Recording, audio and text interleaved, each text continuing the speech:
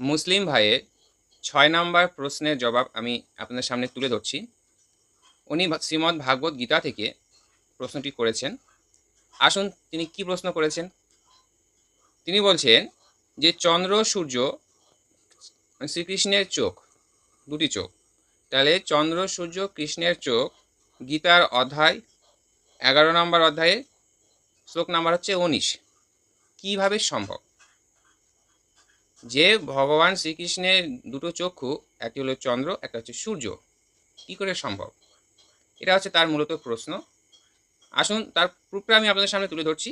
এই শ্লোকে কি বলা হয়েছে বা কি লেখা আছে সেটা আমি আপনাদের সামনে তুলে ধরছি। আপনারা ধৈর্য সহকারে ভিডিওটি সম্পূর্ণ দেখবেন, পড়বেন এবং আপনাদের মূল্যবান কমেন্ট করে অবশ্যই জানাবেন।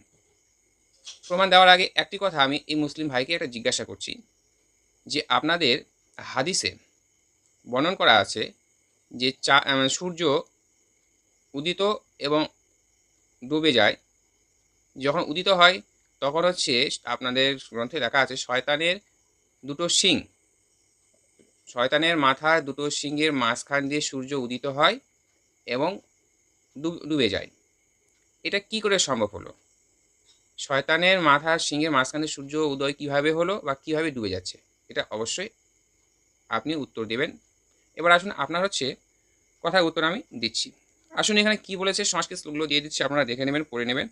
এখানে বলছে আদি মধ্য ও অন্তহীন, অসীম শক্তিশালী, অসংখ্য হস্তযুক্ত, চন্দ্র ও সূর্যতুল্য চক্ষু বিশিষ্ট, প্রজ্বলিত হস্তানো সদৃশ, বদনমণ্ডিত এবং নিজের তেজের দ্বারা এই ব্রহ্মাণ্ডকে শনাক্তকারী স্বরূপে আমি আপনাকে দেখিতে পাইতেছি। মূলত কথাটি হচ্ছে কার? এটা মূলত এই শ্লোকের কথাটি হচ্ছে ভগবান শ্রীকৃষ্ণ যখন অর্জুনকে বিশ্বরূপ দর্শন করাচ্ছে, তখন অর্জুন এই কথাটি বর্ণন করেছে বিশ্বরূপকে দেখে, অর্থাৎ ভগবান শ্রীকৃষ্ণ বিরাট রূপকে দর্শন করে। তিনি বলছেন যে তোমার হচ্ছে আদি মধ্য অন্তহীন, অসীম এবং শক্তিশালী, অসংখ্য তোমার বাহু, মানে অসংখ্য বাহু মানে অসংখ্য হাত, চন্দ্র সূর্য তুল্য চক্ষু বিশিষ্ট, তোমার চোখগুলো যেন চন্দ্র সূর্যের মতো। এছাড়া বলছে প্রজ্বলিত হতাশ সদৃশ বদনমণ্ডিত এবং নিজের তেজের দ্বারা এই ব্রহ্মাণ্ডকে মানে কথা উত্তাপ্ত করছে। তো এখানটায় হচ্ছে অর্জুন দেখছে যে ভগবান শ্রীকৃষ্ণের এমন যে যেন দুটো চক্ষু যেন একটি চন্দ্র এবং সূর্যের ন্যায়। এখানটায় যেহেতু ভগবান শ্রীকৃষ্ণকে প্রত্যক্ষ দর্শন করছে অর্জুন, সেক্ষেত্রে তিনি যা দর্শন করেছে তিনি তাই বলেছে। যেহেতু আমিও দর্শন করিনি, আপনিও দর্শন করেননি, তো এটা হচ্ছে প্রত্যক্ষ যে ভগবান শ্রীকৃষ্ণ স্বয়ং গীতা উপদেশ দিয়েছে, তার মনের ময়লা ঘোচানোর জন্য নিজে বিশ্বরূপ প্রকট করেছে, অর্থাৎ দর্শন দিয়েছে এবং অর্জুন যা দেখেছে সেটা বর্ণনা করা আছে। তো সেই হিসাবে এখানে আপনার কথা মিথ্যা নয়। যে এবার কথাটা হচ্ছে এটা যে কীভাবে সম্ভব? এটা ঈশ্বরের কাছে সম্ভব, অর্থাৎ ভগবানের কাছে সম্ভব, ভক্ত যা দেখেছে তাই। এছাড়াও আমাদের মানব দেহ মধ্যেও চন্দ্র সূর্য আছে, যাকে আমরা বলি ইরা পিঙ্গুলা। দেহতত্ত্বের মধ্যে যাওয়া দেহতত্ত্ব শাস্ত্রের মধ্যে এই কথাই আপনি পাবেন। তো এবার হচ্ছে ঘটনা যে ভগবান শ্রীকৃষ্ণ যেহেতু নিজে প্রত্যক্ষ ছিলেন, জ্যোতির্ময় বিশ্বরূপ ধারণ করেছে, কত বাহু কত হস্ত তার ঠিক নেই, সে উল্লেখ করতে পারেনি অর্জুন। যা দেখেছে এখানে হচ্ছে উদাহরণ হিসেবে একটা কথাই বলবো যে শীতল অর্থাৎ চন্দ্র আর সূর্য হচ্ছে অগ্নিতুল্য। শীতল ভক্তের কাছে শীতল, ওষুধের কাছে হচ্ছে তেজময় বিনাশকার্য। আমরা হচ্ছে দেখি যে টিভি সিরিয়ালে তো দেখায় যে তার এক মুখে অজস্র অসুরা প্রবেশ করছে, তাদের মস্তক টস্তক ইত্যাদি ছিন্ন বিচ্ছিন্ন হয়ে যাচ্ছে, এবং একদিকে শীতলতা ভাব অর্থাৎ প্রেমের ভাব, যেখানে সাধু গুরু বৈষ্ণব মহাত্মারা আগমন করছে। এখানে এটা থেকে আমরা বুঝতে পারি যে ভগবান হচ্ছে দুই রকমের তার আচরণ আছে, কর্ম অনুপাতে। এছাড়াও মা কালীর হাতে এক হাতে থাকে অসি, আর এক হাতে থাকে হচ্ছে অসুরের হচ্ছে মাথা। এদিকে এক হাতে থাকছে হচ্ছে শ্রীমদ্ ভাগবত গীতা, আর এক হাতে থাকছে হচ্ছে স্নেহময় হাত।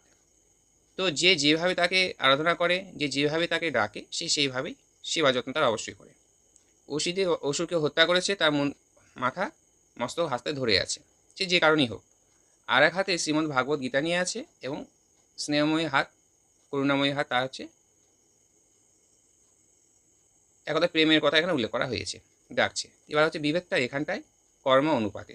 সেই জন্য অর্জুনও দেখছে যে কর্ম অনুপাতে একদিক হচ্ছে সূর্যতুল্য, একদিক হচ্ছে চাঁদ, দুই যেন চক্ষু যেন এই তিনি দেখছে। এটা হচ্ছে তার ভক্তের যার চোখে দেখেছে সেটা এখানে বর্ণন করা আছে। এবার কেন কী জন্য ঈশ্বর অর্থাৎ ভগবান, সে যেহেতু ঈশ্বর পরমকৃষ্ণ সচ্চিদানন্দ বিগ্রহ অনাদি আদি গোবিন্দ সর্বকারণে কারণ, সে করতে পারে। কিন্তু এখানে মুদ্রা কথা একটাই, এখানে প্রত্যক্ষ দর্শন দিয়েছে, প্রত্যক্ষ বাণী তাকে শ্রবণ করিয়েছে। এক্ষেত্রে এখানে আমাদের সনাতন ধর্ম প্রামাণ্য যে ভগবান ভক্তের জন্যে যা কিছু করতে পারে এবং তাকে দর্শনও দিতে পারে এবং তার মনোবাসনা পূরণ করার ক্ষমতা রাখে। কিন্তু এবার হচ্ছে আমার ব্যতিক্রম একটাই কথা, এটা আমি আপনাদের কাছে জিজ্ঞাসাই যে আপনাদের যে এই হাদিসে, এই হাদিসটিতে এমন কথা কেন বললো, কি বলেছে একটু পড়ে শোনাচ্ছি এবং দিয়ে দেবো, আপনারা দেখে নেবেন। 3273 নাম্বার এখানে বলছে, আর তোমরা সূর্যোদয়ের সময়ে সূর্য উদয়ের সময়ে এবং সূর্যাস্তের সময়ে তোমাদের সালাতের জন্য নির্ধারিত করা হয়েছে। মানে তোমরা যে সালাত করো সেই সালাদটা হচ্ছে সূর্য উদয় এবং সূর্য অস্তের সময় নির্ধারিত করা হয়েছে।